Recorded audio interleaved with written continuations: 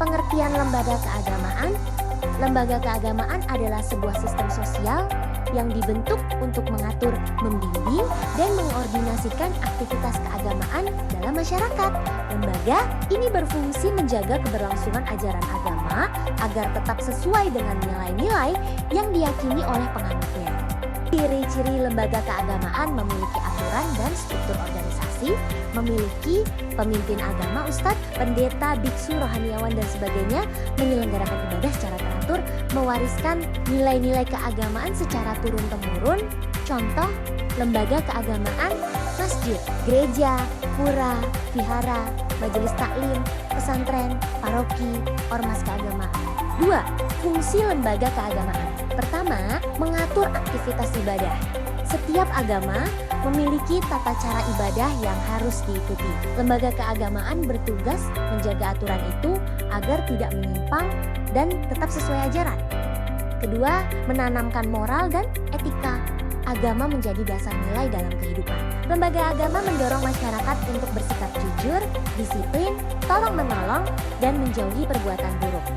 Ketiga, membina kehidupan spiritual. Lembaga keagamaan memberikan pembelajaran rohani seperti ceramah, pengajian, retret, sekolah minggu, dan meditasi. Keempat, membangun solidaritas sosial. Agama mendorong terciptanya gotong royong, empati, dan kepedulian. Contohnya, zakat, bakti sosial gereja, dana punya Hindu, kegiatan sosial lainnya. Kelima, menjadi penghubung manusia dengan Tuhan melalui ibadah, ritual, dan tuntunan agama. Lembaga membantu umat merasakan kedekatan spiritual dengan Tuhan. 3. Pengertian organisasi keagamaan. Organisasi keagamaan adalah kelompok terstruktur yang dibentuk untuk mengatur, mengembangkan, dan menyebarkan ajaran agama. Organisasi ini biasanya memiliki etol, anggota, kepengurusan, program kerja, dan tujuan yang jelas. Contoh, Islamnu Muhammadiyah, LDI MUI, Kristen, PGI, KUI, Hindu Parisada, Hindu Dharma, Buddha, Walubi, Katolik, organisasi OMK, ISE, dan lain-lain. Tujuan organisasi keagamaan mengembangkan pendidikan agama, menyebarkan dakwah, mengelola kegiatan keagamaan, memberi layanan sosial kepada masyarakat. 4. Perubahan dalam organisasi dan lembaga keagamaan.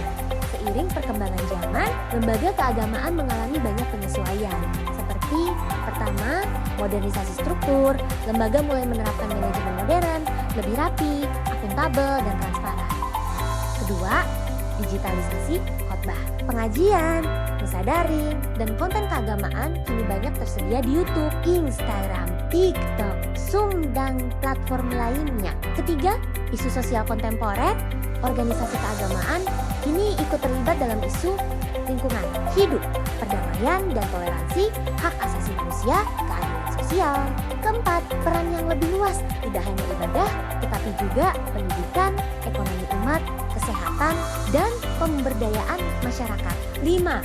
Faktor penyebab perubahan. Pertama, globalisasi. Masuknya berbagai nilai dan pemikiran baru membuat umat beragama menjadi lebih terbuka dan kritis.